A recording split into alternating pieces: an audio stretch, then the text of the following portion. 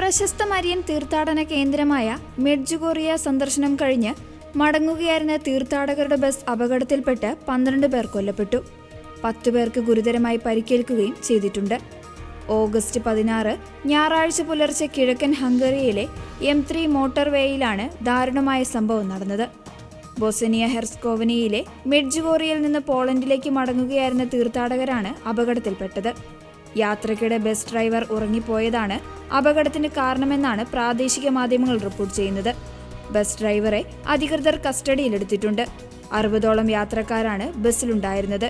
നിയന്ത്രണം വിട്ട ബസ് റോഡിൽ നിന്ന് താഴേക്ക് മറിയുകയായിരുന്നു. പരിക്കേറ്റ മറ്റ് യാത്രക്കാർക്ക് അടിയന്തര വൈദ്യസഹായം നൽകി. അപകടത്തെ തുടർന്ന് പോളിഷ് പ്രധാനമന്ത്രി ഡൊണാൾഡ് ടസ്ക് പ്രത്യേക വിമാനത്തിൽ നയതന്ത്ര പ്രതിനിധികളെയും മെഡിക്കൽ സംഘത്തെയും ഹംഗറിയിലേക്ക് അയച്ചു. Polish president Karol Nawrocki, Polish പ്രധാനമന്ത്രി ഡൊണാൾഡ് ടസ്ക്, ഹംഗേറിയൻ പ്രധാനമന്ത്രി പീറ്റർ മഗർ എന്നിവർ അപകടത്തിൽ കടുത്ത ദുഃഖവും അനുശോചനവും രേഖപ്പെടുത്തി. Polish bishop conference president archbishop Tadeusz ബേയിയും Hungarian bishop conference president bishop Janos സാക്രിയയും മരിച്ചവരുടെ ആത്മശാന്തിക്കായും പരിക്കേറ്റവർക്കായും പ്രാർത്ഥിക്കുന്നതായും അറിയിച്ചു.